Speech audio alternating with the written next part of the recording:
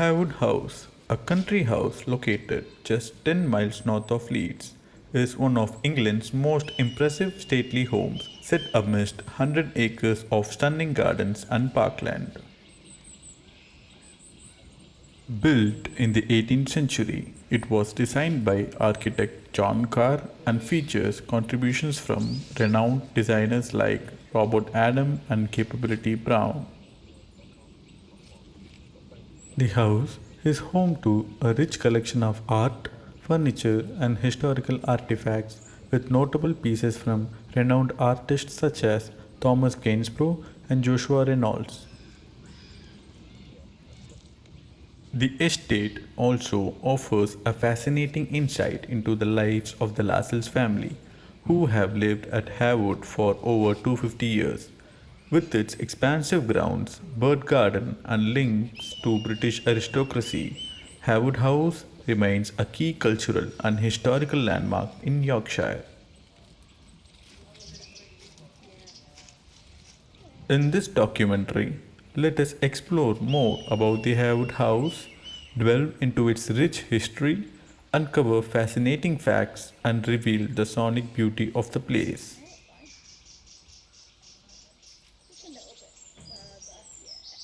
To begin, let's listen to the conversation we had with one of the house staff. Yeah, 1750, and just trying to think. There's a whole section of Princess Mary, who's Queen's auntie. She married one of the Lascelles, because I think they basically had plantations out in Barbados, and it was sugar and it was cotton, and they also owned the money that created the railways from Liverpool docks. They owned storage space, so that's how they made their money, the original. I think one lot did actually live out in Barbados. They sold the last plantation in 1975, believe it or not. Wow, so they had them for a long time. They had them for a long time. time. In the family? Yes. So is the family royal? No, they're not. Well, they're not royal. I think the present Earl is cousin to Prince Charles. Okay. He's a cousin, but only through Princess Mary being the Queen's auntie. I think that's how it was done. Yes. Okay. I mean, they're nobility, but they're not royal as such. Okay. It's We'll have to come back when it's open. They do still live here, but not in the house anymore. They live on the estate somewhere. Somewhere, one of the houses. Somewhere, yeah. Along with Emmerdale, which is out. I didn't even realise when I started here. Oh, what, they film at Emmerdale here? Well, the set is somewhere because there are Emmerdale tours, and so these coaches keep arriving. If you see any ones with Tetley written on, they come now in their droves to go on the Emmerdale tour. Oh, wow. I've never watched it. No. But it's somewhere on the they've got thousands of acres here, yeah.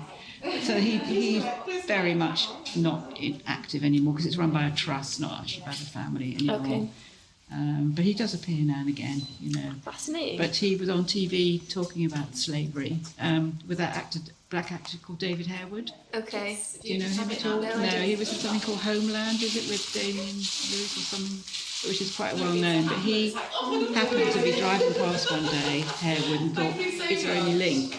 And discovered that his obviously ancestors were born on Barbados as part of the Harewood estate. So there is a link, and there's a portrait of him in the house because he's still alive as an actor, but he's got very strong links. And it was just purely because he was going past and wondered if the Harewood thing was linked. And it was. Yes, it was. But there's this one. Strong links to slave trading. Certain houses, all like the royal family, he is very much addressing the whole thing about slavery. Yeah, and there is an interview you can see on TV where he talks to this actor David Harewood about retribution and all that. It's not something you hear about very often.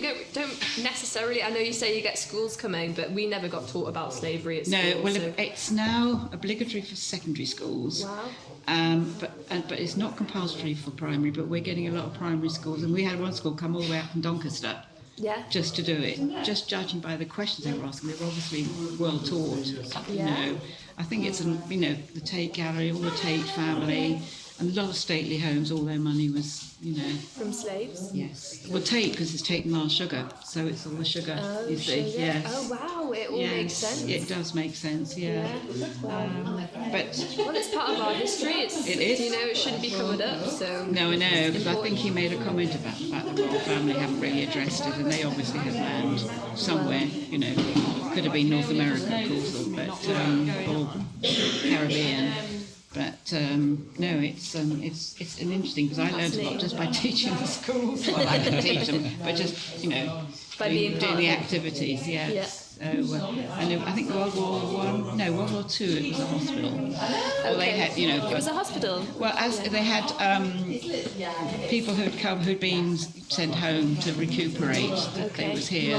There are pictures you can see of it. All the gardens were laid out differently. I think that's not unusual for stately homes to have been taken over Yeah. in the World War. Are you not local then?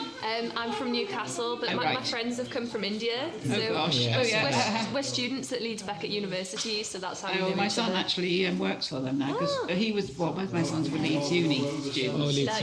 As was I. Yeah. And but now he works in student finance at Leeds Beckett. So if when students run out of money, they come begging for and they live. Well, we all live very near there. So Yeah. you're not there then? You're just. I live in Kirkstall. Yes, Near but the not far Abbey. away. Yes. Yeah. Well, you ought to come back when it's open. When it's open, yeah, we'll see. We'll be able to see inside. Well, or you can come to the Christmas thing, Yeah, the which Christmas is event. Friday. Next Friday it's opening. Okay. Mischief at the time of release there about it. I mean, but I don't know whether you remember if you pay one-off fee, but it's Okay. probably worth seeing because We'll have to come back. Yeah. yeah. How long are you here for? We just here for 2 months, Yes. We are right in the month of September. Yeah. Yeah. All right. but we already love this place. Yeah. And how about this building? Did it serve as a kitchen for the castle, or what was this building actually? So it's what? Sorry. What was this building before? Did it serve as a It's kitchen? always been a because- home. It's always been a home. Okay. Yes. This is obviously the kitchen area, and this is the Yeah. coil preparation room. And there's another room, where they've got all the spices and things. And if you come, you can listen to recordings of supposed servants who lived here. Yeah. See, so you need to do that. But So if you literally go turn left, and keep walking over, it takes to the terrace. that might be something nice to go to. Oh, yeah. Yeah. Because yes, it starts Friday week, well, next Friday in fact. So we're still trying to decorate the house. I love but that. they brought a company in this time to do it, to do it properly. Because we could see some inventory over there, the kitchen over here. Yeah, this is all downstairs. Obviously, the servants as well were here. There are other rooms that you can't see at the moment. Oh. There's an all servants hall through there, which will be open when it opens for the house. Uh-huh. Then you'll see all the downstairs rooms as well. Yeah. And there's the room, the big bedroom, it's a big bed, which has only ever been used twice. And I think once was Victoria when she came through, when she was a princess. Okay. And I can't remember who the other one was, but there's only been, it's an incredible ornate bed, all gold gilt. I mean, over the top, cost millions in today's money. Yeah. But then you'll hear that when you go round, because obviously they're, but that's the good way to see it, is to, it might cost you a fair bit of money, but on the other hand, it's probably worth it. A nice way of seeing it. Properly, all done up, yes. Definitely. And will there be any special events happening during the Christmas? Is what, sorry? Will there be any special events happening here? No, during the it'll be Christmas? this particular thing is happening all over Christmas, yes. Yes, and so you'll be able to go down to the courtyard and see all round there as well, because that'll all be done up. Lovely. Yeah. Lovely. Yeah, you just come when it's closed, which is a shame. I had you come last weekend, it was only half open, so that's not much point, But no, I think it'd be definitely worth you coming back. Have to come back. Yeah. Sure. Yeah, we'd love to. Yeah. Lovely. Thank Great. you so Okay. much. Yeah, I think you just Thank you book so much. online. Yeah. Cheers. Thank you. It is a serene morning here at Harewood House, where history meets the vitality of the present and the air is alive with quiet charm. The distant melody of an artist performing softly weaves through the crisp morning air. a reminder of the house's enduring connection to art and culture, blending beautifully with the rustle of leaves and the occasional chirping of birds. The water fountain nearby offers a soothing rhythm, its cascading stream sparkling in the sunlight. Children's laughter echoes across the garden, blending effortlessly with the natural sounds of birdsong and the occasional crunch of footsteps on the gravel paths.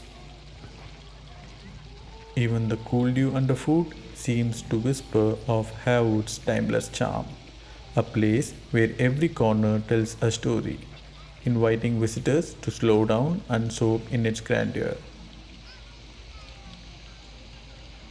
This is Harewood House, a perfect harmony of history, nature, and the simple joys of the present.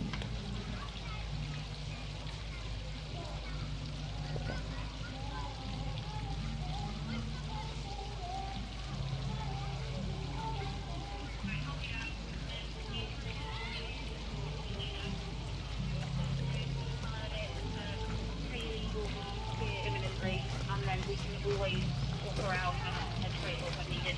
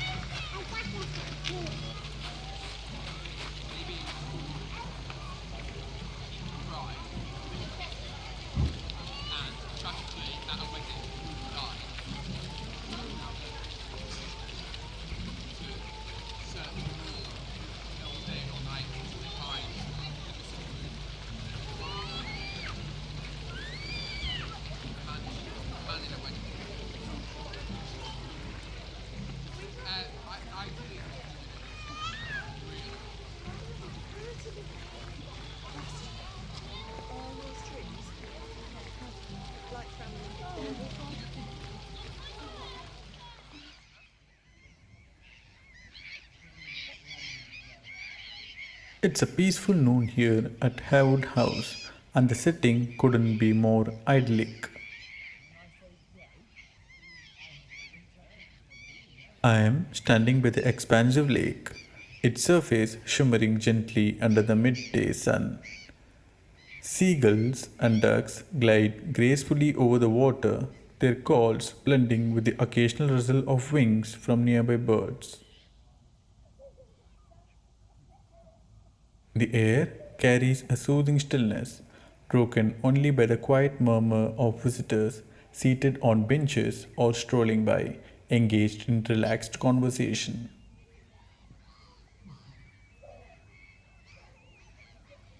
Just a short walk from here is the estate's vegetable garden, brimming with life and color. Neat rows of fresh produce that showcase Harewood's sustainable practices.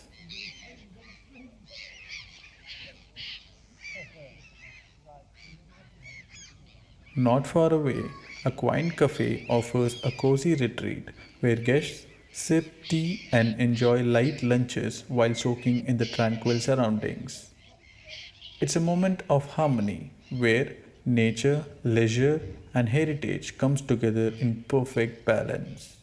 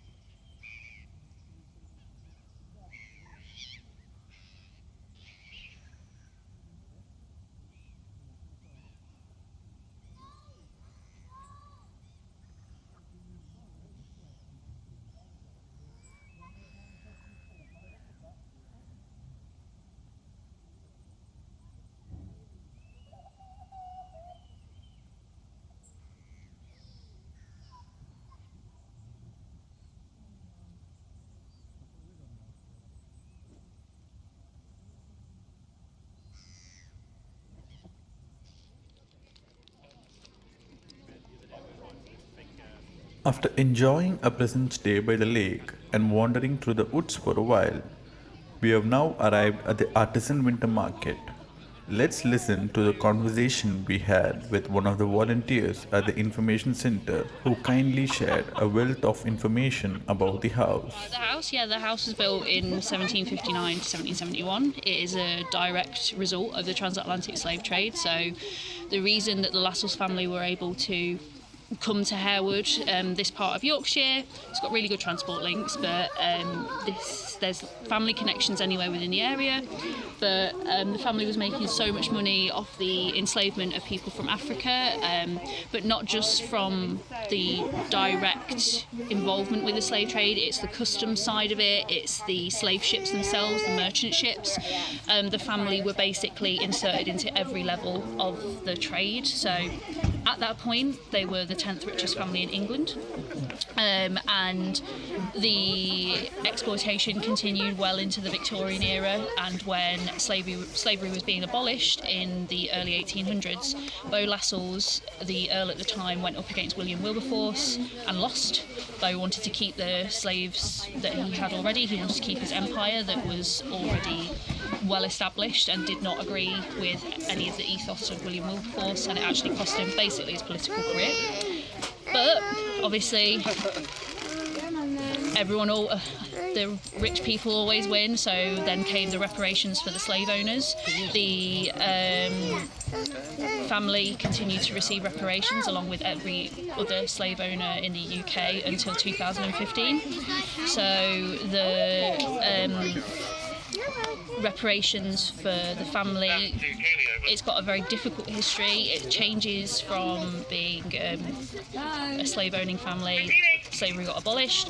It then became a royal household in the early turn of the century, so around 1930, and then the family essentially relinquished the estate as it was, and became a trust. So it became a trust in the 1970s, an educational trust. So all of the programming and all of the collections are now an educational charity. So everything that we do now make profit-wise goes directly back into the trust. We do a lot of programming around teaching people about the real history of Harewood, because everyone assumes that it is still privately owned and that it's still a very rich family that lives here, and that is certainly not the case. So we have a very small team who run Harewood.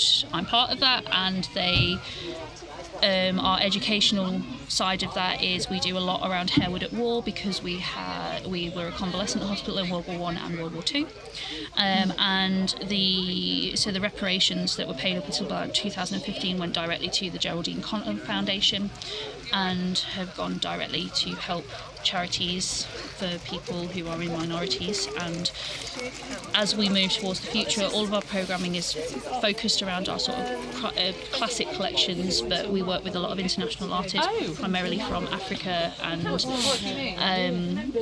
sometimes from the West Indies, like a lot of places that you wouldn't necessarily think Stately Home would have relationships with, but we are very contemporary focused. Our classic collections are extremely, I would say, noticeable, because we have one of the largest Chippendale collections in the world. Again, we wouldn't have been able to afford that if the family was not profiteering from the transatlantic slave trade, so they were able to involve themselves in this really lucrative interior design of the 18th century, so the Chippendale collection. We also have a very significant Sèvres porcelain collection, which is French paste porcelain. And the architects who designed Harewood, you've got Capability Brown, who did the landscapes, which is not uncommon for 18th century architecture. Robert Adam, who did a lot of the interiors, so the plaster ceilings, which are all really, really delicate. And then you've got Charles Barry as well, who did a lot of the Victorian alterations to the house. So he's the guy who did the Houses of Parliament. So very, very significant architect. So it's a site of very important 18th century architecture and collections, which still exist, but not in the entirety that they used to.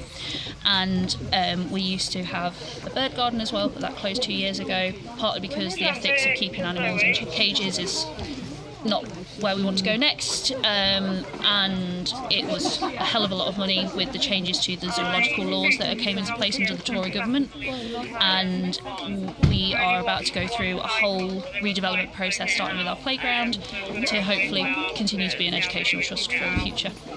Wow. Hope that was hopeful. That was very extensive and detailed. Thank you. Like I say, I'm the person who looks after everything, so you spoke to the right person. Thanks for that. Thank you so much. That's all right. If you want to ask anything, is there anything more specific? Because I've got time, I'm not going anywhere. I can.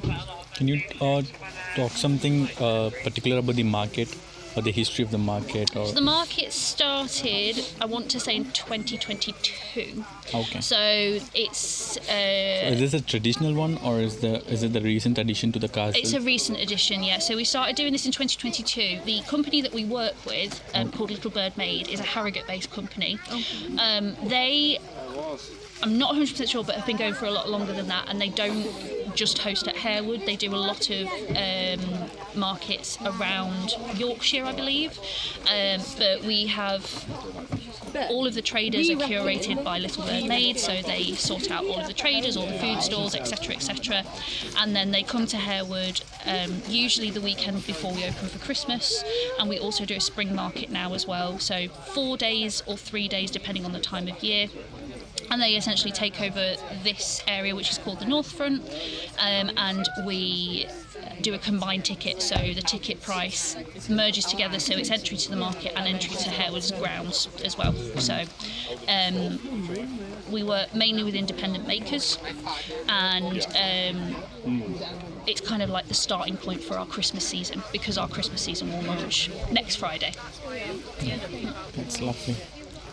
Anything Seems else? like we just missed the opening of the house then. It's now it's closed. Yes, the house, well, it was open last weekend for half term, but it closed the week before that for a week because we are installing Christmas at the moment. So there's only a few times a year where it's not open to the public. We try to keep it open as much as possible, but for really big installations like the Christmas one, because the house basically closes and then half of it becomes the Christmas exhibition, both upstairs and downstairs, but then the other half becomes the Father Christmas experience. So we use the staterooms for both, so to put all of the decorations in, and also because we're working with Studio Maguire, who specialise in animation, we have to build special like sound systems and stuff to the projections that they will put up, use our classic collection. So the dining room has been set up with the plates on the table, and Studio Maguire are projecting faces onto them so that the plates will talk to each other, a bit like Beauty and the Beast. And then there is the Father Christmas exhibition, but because it's interactive, it goes through various rooms. We just can't have a visitor route doing that at the same time. That's not, it just doesn't work, and health and safety around that would be an absolute nightmare. That's fair enough. Yes. We've tried it before. We'll have to come back. Yeah, it reopens next week.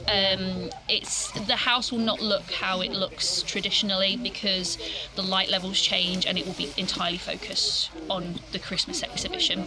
But because this one uses quite a lot of the collections, you might be able to see more of it. Yeah. And are there any particular season or months where there'll be events or ceremony that will be happening in the castle? Yes, we do later. Some royal ceremony or any sort of stuff? Oh, well, we do some events? ceremonies. In terms of ceremonies, because we have, I say we, the family, the current Earl David, whilst they don't own Harewood anymore, they still live within the estate. David is a Buddhist, and we do have some ceremonies. In fact, you've just missed that as well because it was So is last that the weekend. reason we have a stoop over here? Yes, so the stupa was built in 2000. It's the only stupa that is in Europe, that's built in Europe. It was built by the Tashi Lumpo monks, who David has a very close relationship with, himself being Buddhist. So they came over from Tibet to build it, and it is in the way that it's been positioned in the grounds, it is in perfect harmony and direction, so it faces the right way from a Buddhist point of view, but also in relation to the rest of the like Harewood's landscape. So the monks that we work with, they come over from Tibet, usually once or twice a year, and they'll stay with us for a week. So they stay down in the holiday cottages, which are on this estate, and one of the things that they do workshops for children who tend to visit, which is why we do it over half term, and they build a beautiful sand mandala, and the mandala is probably about this big. In fact, I have photos of it and you should see it. And they build that over the space of, I want to say, about 5 or 6 days, and then the ceremony that we do for that, it takes place on the final day, and it's the destruction of the mandala, which is a specific ceremony that they do at the temple over in Tibet. So the monks do they'll do a procession particularly for that, but they also do performances. So the one that they did on last Sunday or Saturday, I think it was the stag and the bull, and they are in their full traditional costumes that they have brought over from Tibet, and do dances for all of our visitors. And then that's beautiful. That's the finished mandala. Beautiful. So that is all, that's actually marble that has been crushed down into sand, and then they have traditionally dyed it so that because what happens when they destroy it, they basically put a cross through it with special instruments, and then it gets swept up into little piles, and they take a small amount to it and do a procession from the house down to the Himalayan garden where the stupa is, and then as the sand gets poured into the water, the colour completely disappears and it goes completely grey, which is really interesting because of the way they use that dyeing process. And then David is a practicing Buddhist, so there are all more, he does a lot of offerings at the stupa, but they're all more personal, so visitors are not included in that, and staff aren't either because the family have their own meetings. But when we do the public ones, we do ask that visitors take part, even if they're not quite interested. It's really interesting, even if you're not a religious person. Like, they're so calming and so lovely to watch. And although there is a language barrier with the monks, because if they're not at the monastery, this is one of the few places that they come to. They have volunteers who are from the Buddhist temples in Leeds who will come and work alongside them. But the monks that we work with train for 25 years to be monks at that particular monastery, so it's really committed. Where is that monastery? It's in Tibet. It's in Tibet. But they are getting quite a little following now. They've started to get social media and stuff, so they have a little group Facebook page. It's very sweet. So is there any monastery that we could find around the Yorkshire? Not. Just out of curiosity, because we were pretty excited to see the Himalayan garden over here, and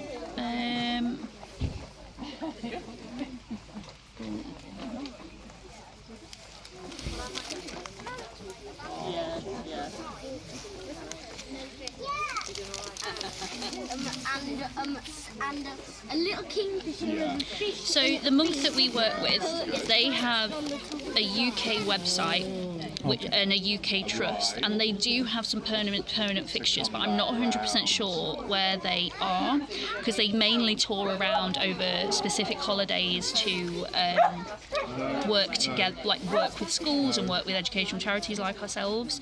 There is Buddhist temples in the UK, and there is one in Leeds, but I can't remember where it is. It might be worth googling it, because I'm not sure what the name is to give you the right information, but it's somewhere in Leeds. I want to say it's near Hare Hills area. It's like north east Leeds, I believe. that's still fine. Yeah. Great to know.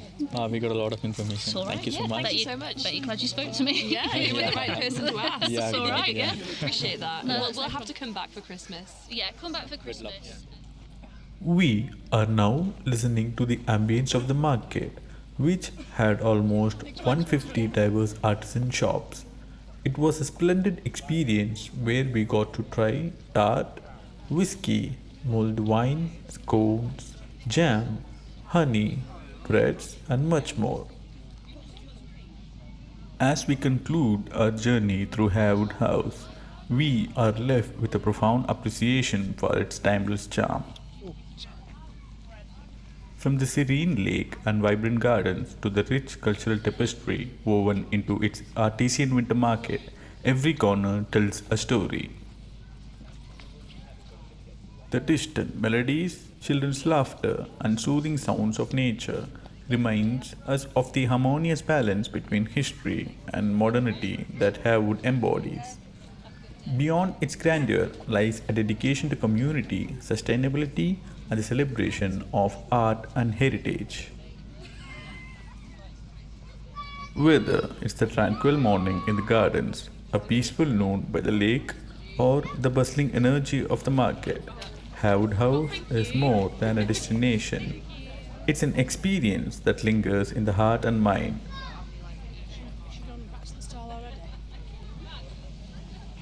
We hope this glimpse into its beauty and spirit has inspired you to visit and explore this extraordinary place for yourself.